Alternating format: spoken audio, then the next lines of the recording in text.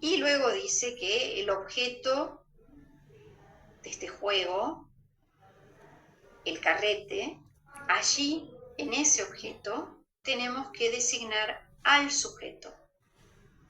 Y que entonces, en ese trocito que él cede, el niño se divide. Se divide entre él, que queda en la cuna, él como significante, podríamos decir, y ese objeto que desprendió de sí mismo para saltear eso imposible y cedérselo al campo del otro. Esto es fundamental porque es la matriz del lazo, del lazo del sujeto con los otros, con el gran otro, y a partir de ese lazo con el gran otro, el lazo con los otros. Bueno, entonces el carretel es algo que él toma de entre lo que tiene a su alcance, de lo que es de él, y lo usa para saltar el foso. Y como les decía, representa un trocito del sujeto. Cuando la madre se ausenta, al niño se le cae algo. Él pierde algo de sí.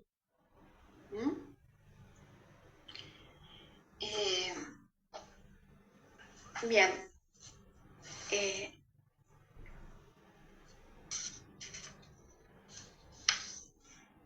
Subrayo. La partida del otro lo que pone en evidencia no es que el otro se va, sino la imposibilidad de respuesta del otro. Por eso Lacan habla de foso. Entonces, el niño se inventará separarse un trocito de sí mismo para soltarlo y saltar ese imposible, cediendo una parte de sí al campo del otro. Les repito lo que ya dije.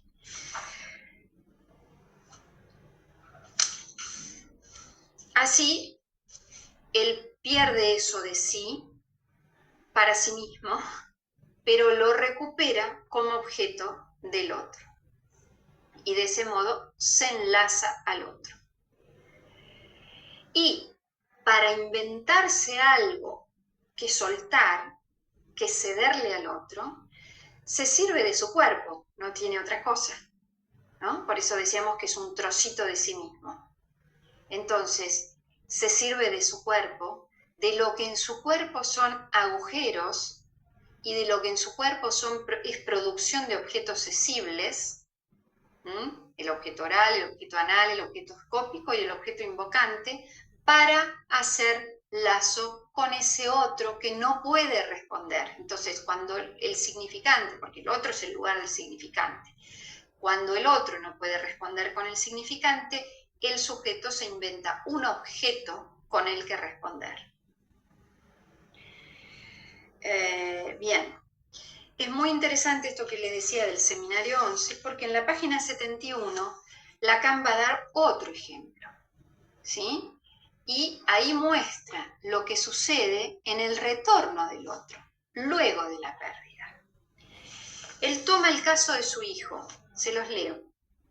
Yo también he visto, con mis propios ojos, abiertos por la adivinación materna, al niño traumatizado de que me fuera, a pesar del llamado que precozmente había esbozado con la voz y que luego volvió a repetir durante meses enteros.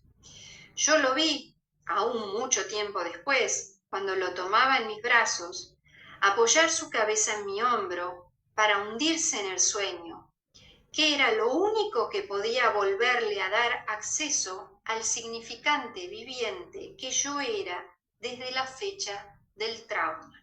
Entonces fíjense que acá Lacan ubica ese momento en donde el otro se va, en donde el otro no tiene la respuesta para dar o no responde al llamado del niño, ese momento en donde el niño hace la experiencia de que el otro desea alguna otra cosa que no es él, ¿sí? Eso es el momento del trauma. Ese es el punto del trauma. que cada niño lo vivirá en algún momento diferente, pero es allí donde se constituye la matriz del trauma. Bueno, entonces, en el retorno del otro, y luego de haberse cavado el foso que lo divide a él, al niño, ni al sujeto en el niño responde con un síntoma. Quedarse dormido es un síntoma, ¿no? Y lo que dice Lacan es que ese síntoma es lo que le permite retener al otro, a ese otro anterior a la pérdida. Entonces, es el modo de reapropiarse de lo que le faltó en un momento. Por supuesto, ya ese otro que vuelve no es el mismo. Y por eso, dice Lacan, se duerme para retener al otro que fue, el que era cuerpo sin lenguaje traumático, sin ser el generador con su deseo dirigido a otro lado, de fosos que dejan al sujeto irremediablemente perdido, irremediablemente dividido. Entonces vemos que frente al trauma, que es el enigma del deseo del otro, un niño responde con el juego, pero también responde con el síntoma. Es decir, que se trata del síntoma como, digamos, esta versión que da Lacan acá del síntoma es el síntoma como respuesta estructural del sujeto, ¿sí? Entonces, no es solo que el niño va a ser síntoma en determinado momento de su vida porque, bueno, no sé, porque nació un hermanito, por cualquier factor de la vida, digamos, de la realidad, de lo que le vaya sucediendo en su evolución, en su crecimiento. Es que el síntoma como estructura ya está desde el vamos como respuesta al trauma. El juego y el síntoma son respuestas al trauma. Entonces, ambos son cuestiones que se ponen en juego de modo estructural. Y cuando esto no puede suceder, es terrible, porque el niño queda expuesto a la pulsión de muerte, al trauma, sin posibilidad de respuesta. Y bueno, nosotros trataremos de ayudarlos a que logren hacer ese recorrido. Bueno.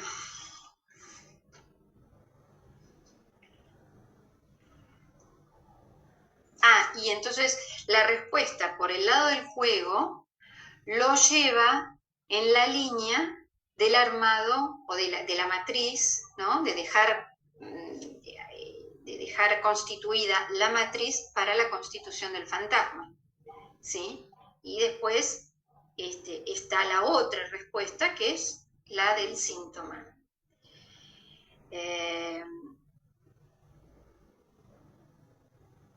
Por supuesto que decimos que del mismo modo que no es que se constituya el síntoma en ese instante, tampoco necesariamente decimos que se constituye, ¿qué dije?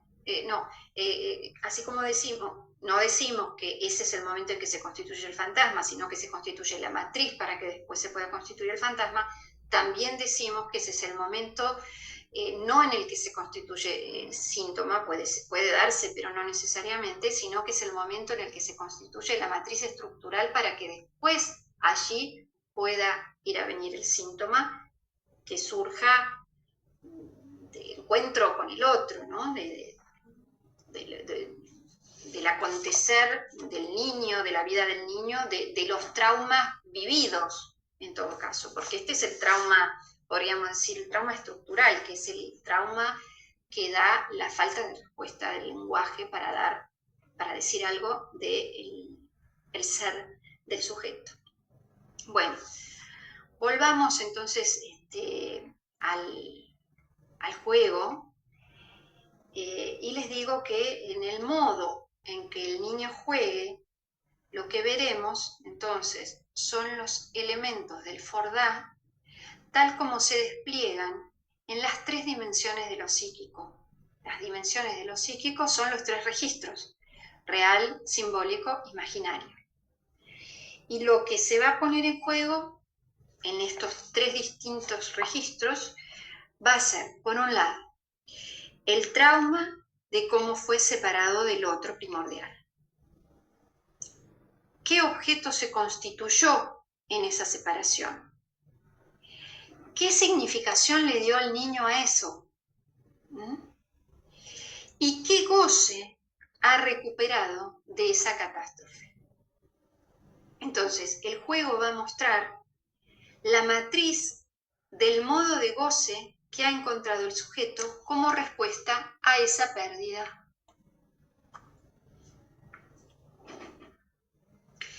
Y señalará el camino del fantasma en constitución.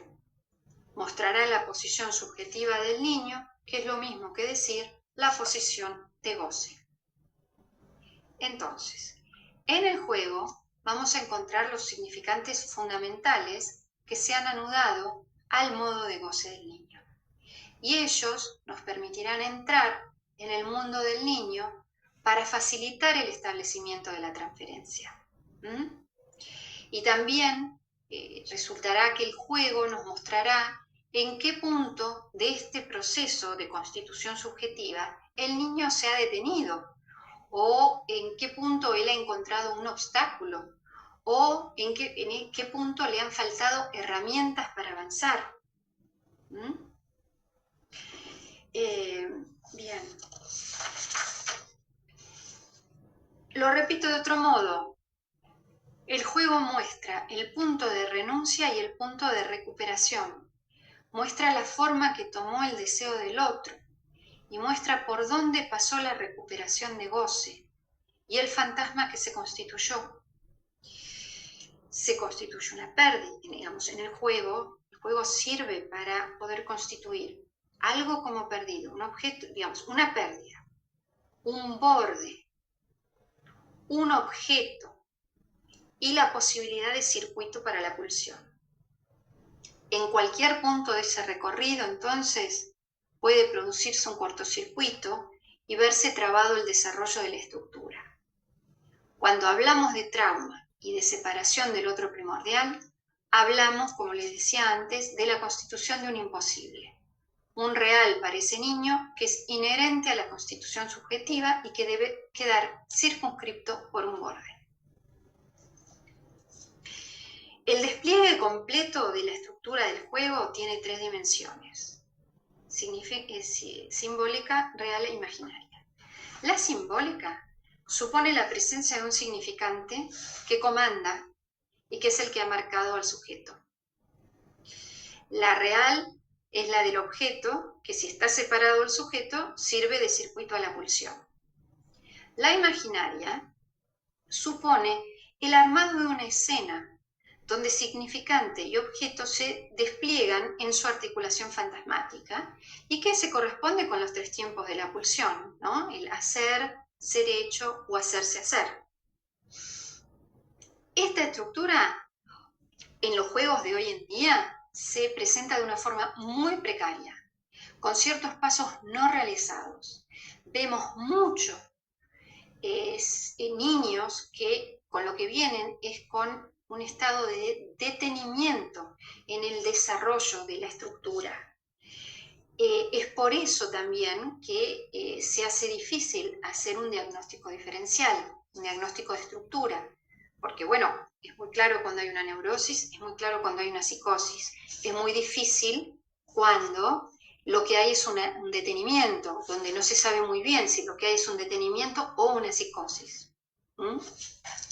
Por eso les decía que, bueno, el diagnóstico de estructura hoy en día es un poco difícil en algunos casos y que eso no tiene por qué impedir el trabajo, todo lo contrario.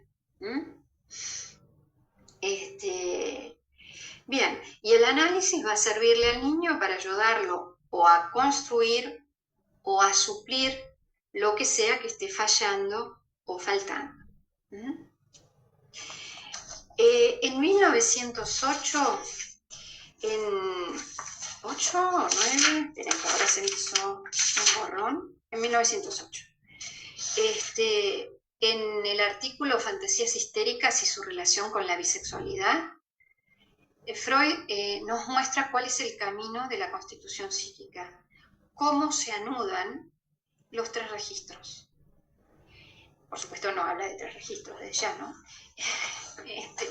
Pero nos lo muestra. Partamos de que en el juego lo que se expresa es una fantasía, digamos, una posición inconsciente. En este texto él va a decir que la relación de la fantasía inconsciente y la sexualidad consiste en una soldadura. Y entonces dice,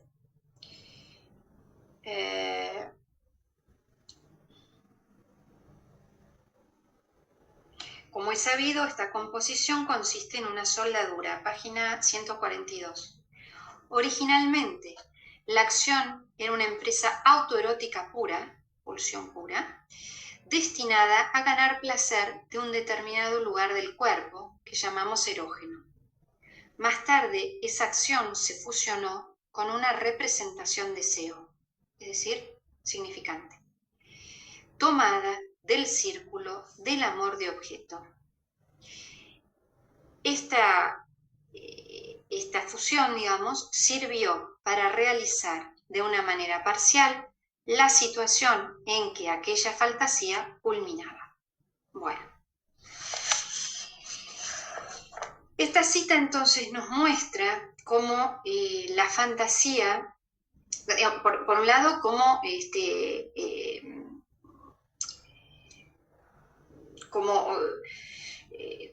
la fantasía, es decir, el fantasma, ¿no? lo que Lacan llama fantasma, se arma a partir de la pulsión que proviene del cuerpo, que llega a lo psíquico, que se anuda a un significante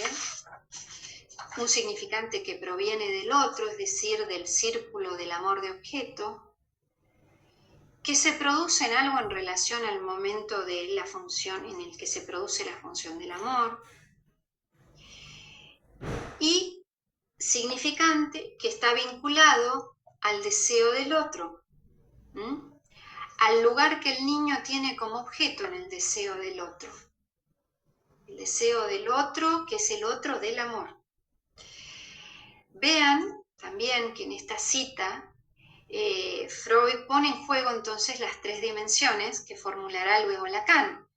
Habla de lo libidinal, que es lo real, habla del amor, que está en el plano de lo imaginario, y habla de la representación y el deseo, que está en el plano de lo simbólico. En los manuscritos que están en el tomo 1 de Amor-Rortu, que son textos que son anteriores al 1900, que son fantásticos algunos, que dice cosas maravillosas, dice, por ejemplo, que las fantasías son parapetos psíquicos. Dice también que son embellecimientos de los hechos. Dice que son edificios protectores. Dice que son construcciones que se arman a partir de restos de lo oído y de lo visto. Y que es comprendido con posterioridad. Entonces, un juego lo que logra es hacer el juego, y específicamente el Fordá, pero también los otros, lo que logra es hacer este anudamiento entre las tres dimensiones de lo real, lo simbólico y lo imaginario, y que es lo que le sirve a un niño para constituir su singularidad. En el seminario 21, Lacan dice que un niño debe aprender algo. Y después dice, ¿qué es eso que debe aprender? Dice, debe aprender a hacer un nudo entre lo irreal, lo simbólico y lo imaginario. Así que esa será nuestra tarea, ayudarlo a eso. Abrirle el espacio al juego es como abrírselo a la asociación libre. La única diferencia es que el juego incluye los objetos. Son los objetos en los que el niño se apoya para velar lo real, a falta de la palabra, a falta de la terminación de la constitución del fantasma. Entonces, por eso al juego hay que escucharlo en su dimensión de palabra, en su dimensión significante.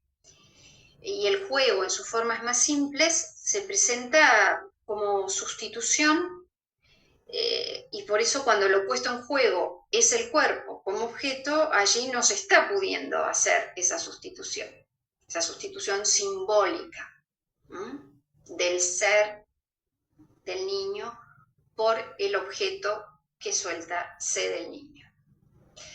Bueno, ¿qué escucha un analista en el juego de un niño? ¿A dónde apuntará su intervención? Para el niño se trata de volver activo lo pasivo, pero ahí mismo es donde se ubica la satisfacción en el padecimiento. Entonces, lo arreglamos por un lado y lo desarreglamos por el otro, digamos. ¿Qué es eso que él vive en forma pasiva? Dijimos, es la ausencia de la madre, pero para nosotros analistas no vale por la ausencia en sí misma, ¿no? Sino que lo que iremos a ver es lo que esa ausencia de la madre desencadena en el niño. Entonces, quiero subrayar que el juego es una respuesta, lo mismo que el síntoma, lo que decíamos antes, ¿sí? Entonces, el juego pone en escena lo que el niño se arma de lo que él es para el deseo del otro. Y el problema en cuestión no es la ausencia de la madre, que se resolvería con el llamado, sino la división subjetiva que esta ausencia provoca y que es superada por el Fordán. Entonces, lo que Freud llama ser activo, lo pasivo, es el intento en la repetición de construirse una respuesta al trauma que le aconteció.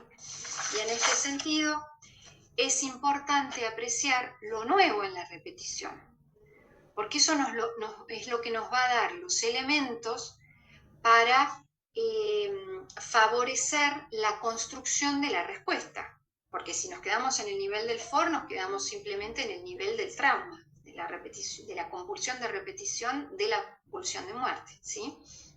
Entonces,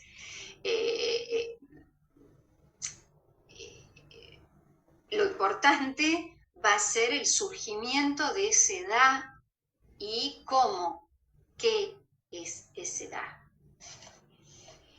Y podríamos decir que el objeto que es lanzado al campo del otro no es ni del todo del niño ni del todo del otro.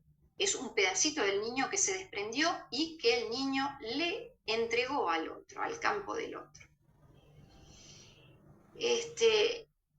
Como les decía antes, esa es la condición para hacer lazo social con los otros. Y podríamos decir que en el juego el sujeto se juega, en el sentido de que se estructura. Entonces, en el juego el niño es jugado por la estructura y se constituye. Bueno, les recuerdo lo que decía antes de que el niño tiene que aprender a armar algo, y ese aprender a armar algo es hacer un nudo entre lo simbólico, lo imaginario y lo real. Y a esto lo ayudaremos nosotros en la medida de lo posible, porque por supuesto está la insondable decisión del ser, que no sabemos en qué momento se produce, pero que define absolutamente qué estructura va a tener el niño. Y no solamente qué estructura, porque también esa insondable decisión elegirá algunas cosas más. Lo veremos en las próximas clases, pero a veces son cartas echadas que no se pueden modificar, como por ejemplo el haber elegido el orden de hierro en lugar de elegir el orden del padre. Por ahora dejemos esto ahí y lo veremos más adelante. Pero bueno, esa insondable decisión no se sabe a qué responde. No tiene nada que ver con los padres que le tocaron al niño, no tiene nada que ver con lo que quieren esos padres para el niño, tiene que ver con lo que el niño quiere para sí mismo, y que es incluso anterior a devenir sujeto, porque uno deviene sujeto en esa división, ¿no? Porque el sujeto es el sujeto dividido. Bueno, o sea que esta insondable decisión es algo muy precario, muy primario, muy anterior a la constitución o a la subjetividad. Entonces, volvamos a la presentación de los casos. ¿Cómo articulamos la teoría con lo que vemos en la clínica? ¿Cómo encontramos un orden lógico en estos casos?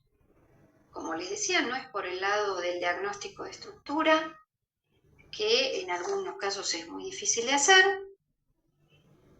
Sobre todo es muy difícil en los casos de niños muy pequeños, ¿no? Porque no sabemos si hay una estructura psicótica, si hubo un detenimiento en la estructura, o si simplemente es que la estructura todavía está en desarrollo, ¿no? Entonces, bueno, hay que esperar a ver si se trata de la estructura ya determinada, de un detenimiento en determinado punto de la efectuación de la estructura, que puede conmoverse con la intervención del analista, o si es simplemente que el niño está haciendo los pasos y que hay que darle su tiempo, porque el niño necesita su tiempo. Hoy en día empujamos al niño permanentemente a ir más allá de sus posibilidades lógicas, porque el sujeto se constituye en el tiempo, temporalmente, por aprecu. Entonces, no podemos apresurar los tiempos del Edipo, por ejemplo, ¿no? Vemos a las nenas hoy en día que a los 7 años ya les pintan las uñas, les ponen collares, les pintan los labios, pero no para jugar, que estaría muy bien que se pinten para jugar, que se pongan la ropa de la mamá, que se pongan los tacos de la mamá. No, las pintan para salir, para ir a los cumpleaños. Entonces las empujan a ser mujeres antes de poder terminar de ser niñas. Porque no hay que olvidar que la niñez es un momento en el que se produce la constitución subjetiva. Bueno,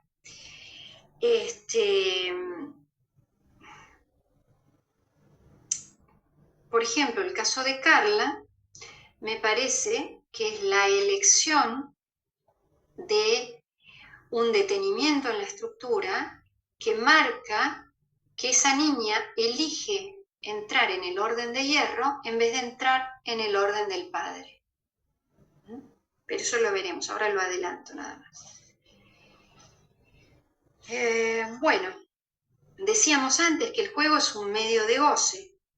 Entonces, lo que sí podemos deducir, aunque no podamos deducir la estructura, es el estado de goce del niño o la niña. Y entonces podemos concluir, ¿él es el objeto? ¿Él ha logrado separarse del objeto? ¿Qué modo de relación tiene con el objeto del que se ha separado, si se pudo separar? ¿Hay significantes que nombren la pérdida, la separación? ¿Hay un relato de cómo se produjo esa separación y del daño que introdujo?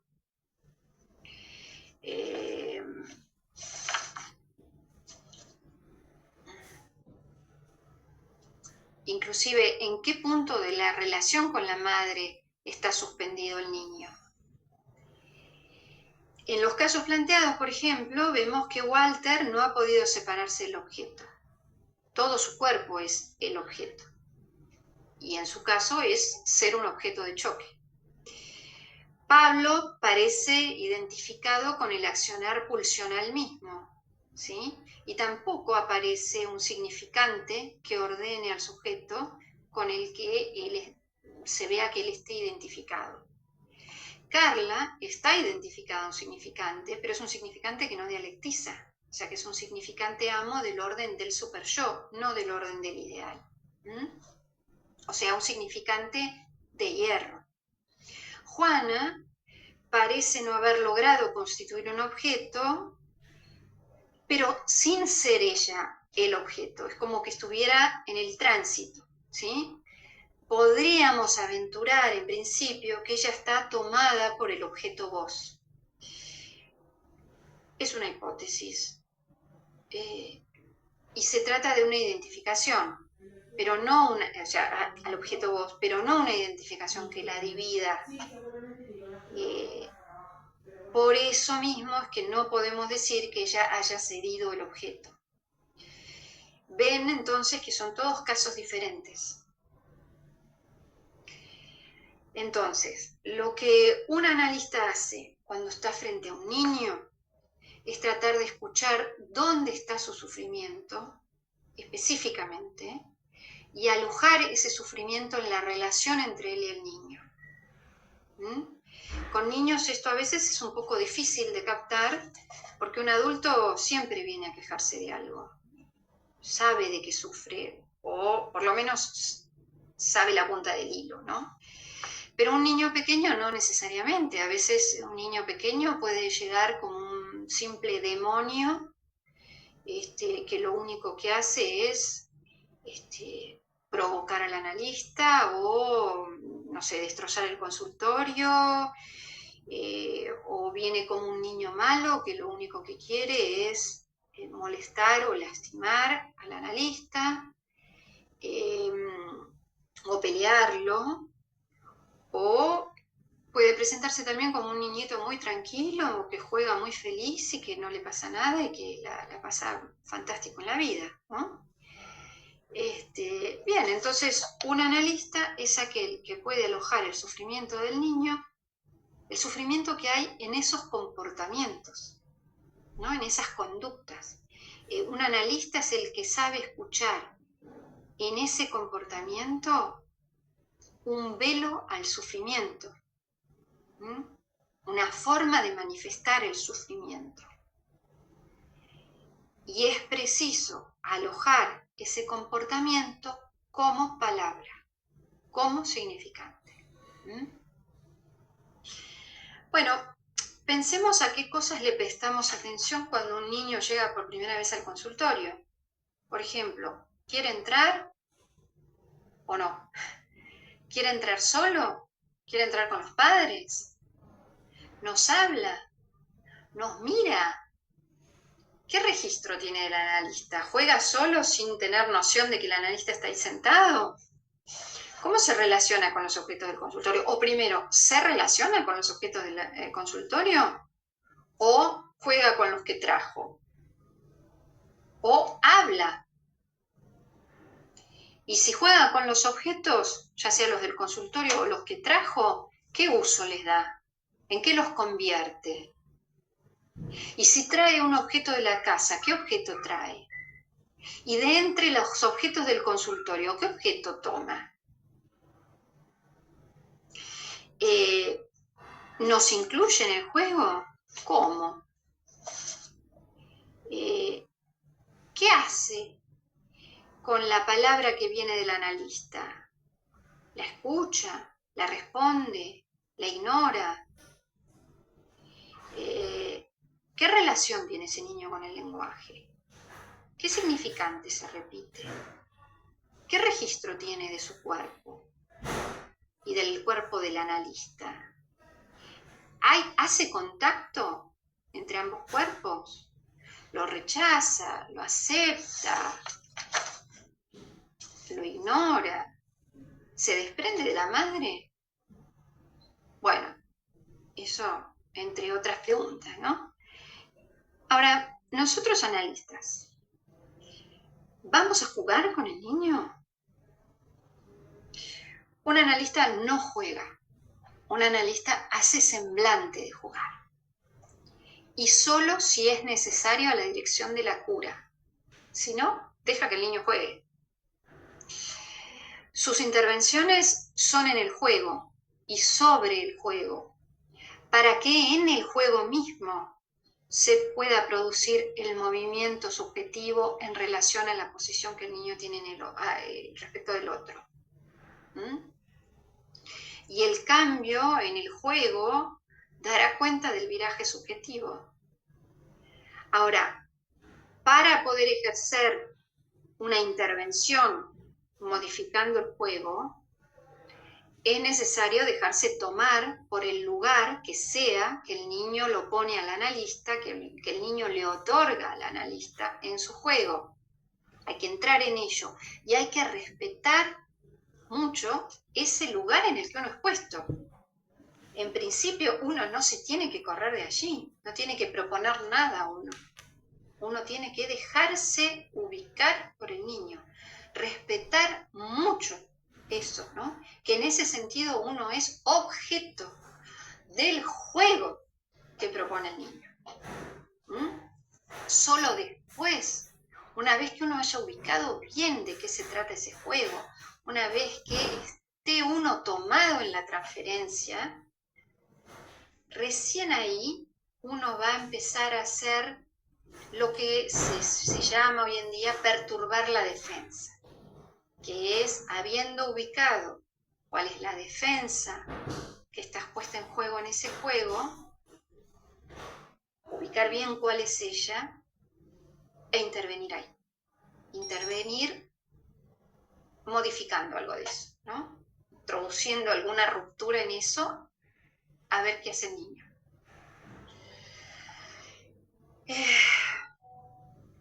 Por último, digamos algunas cosas sobre los juegos actuales. Los juegos de hoy son básicamente las tablets, las plays, los juegos en red. En principio uno diría que no es lo que uno podría llamar juego con todas las reglas. ¿Por qué? Porque justamente no es un juego que anude real, simbólico e imaginario.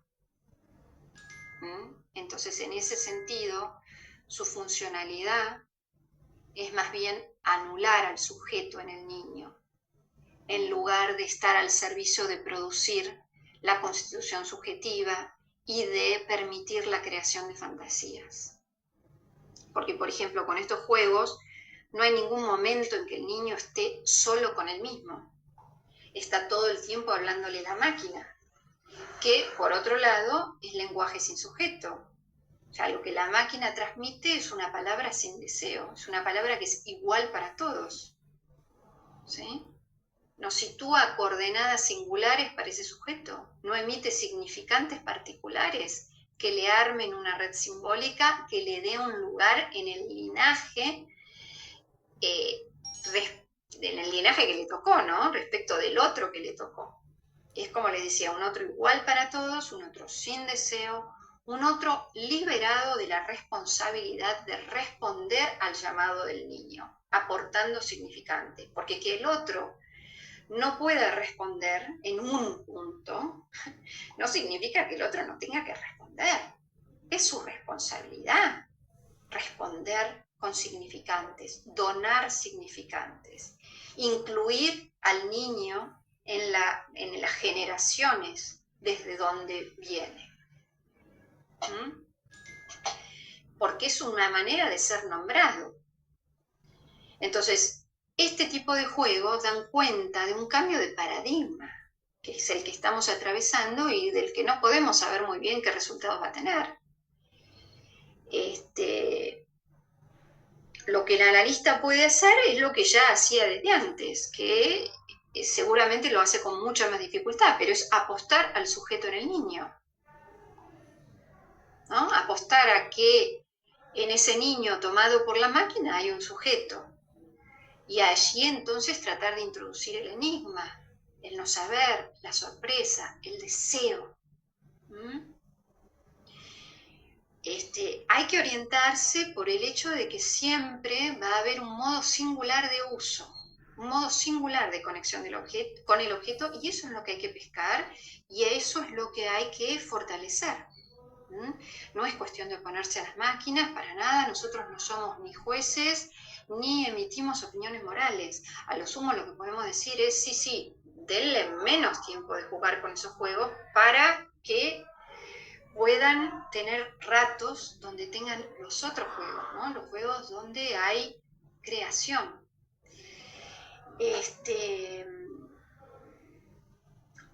Bueno, esto de hablar de estos juegos actuales me hizo acordar que hay otra sintomatología típica de la época, y es el aburrimiento, ¿no? Porque si no están conectados, se mueren de aburrimiento, no saben jugar, no tienen suficiente simbólico para poder jugar.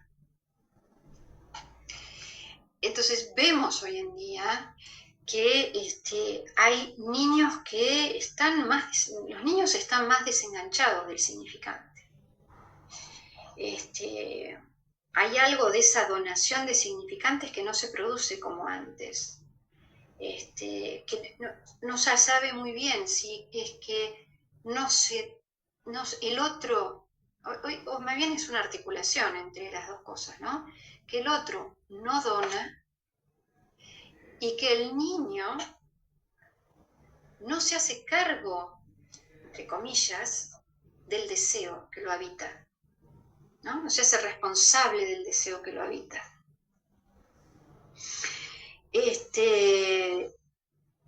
¿Por qué es importante que haya significantes? Y bueno, porque es a través de ellos que se vehiculiza la falta y el deseo. Son los que nombran la pérdida, ¿no? Los que nombran de alguna manera la separación. Cuando esto falla, la pulsión está suelta, y por lo tanto es mucho más pulsión de muerte que pulsión anudada al deseo y al amor. O sea, es la pulsión no ligada, la pulsión de la que habla Freud en Más allá del principio del placer. Es trauma. Porque además, en la medida en que no hay simbólico, que no hay significante, no hay con qué ligarla, porque lo que la liga es el significante. Lo imaginario ayuda. Los niños, como los grandes, han quedado atrapados en la dialéctica del consumidor-consumido. Ellos mismos, no solamente que ellos son consumidores de objetos, sino que ellos mismos son el objeto consumido, el objeto devorado por el empuje al consumo, ¿no? Pero no es solo eso, sino que, digamos, no es solo una cuestión de consumo, es una cuestión de el empuje, que la vida se ha convertido en un puro empuje al más y más rendimiento, más eficacia, y esto ha tomado también las áreas que antes eran de ocio. Entonces, el juego es este juego en donde, porque fíjense que el juego de las pantallas, en general, los juegos de las pantallas son juegos sumamente competitivos, son juegos donde todo el tiempo se está con los compañeros, ¿no? En la red, están ninguno puede fallar, porque si falla, hace fallar a todos los otros, eso hace que gane el otro, y eso hace que ellos pierdan posibilidades. Entonces, por otro lado, cada vez que llegan a algún nivel, se les pone la zanahoria de que si hacen tal cosa, si pagan, o si hacen tal otra cosa, entonces llegan a otro nivel, y entonces es todo el tiempo más, y todo el tiempo hace que haya algo que les dificulte mucho desprenderse de la pantalla, porque siempre está la zanahoria ahí adelante. Entonces también ese es el factor que hace que cuando los padres quieren separarnos de la pantalla, la respuesta es la furia.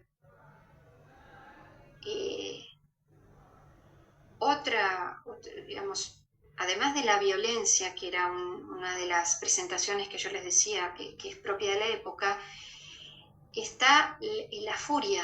que no son lo mismo, el enojo, la respuesta enojada, cuando se los separa de ese objeto de la adicción, ¿no?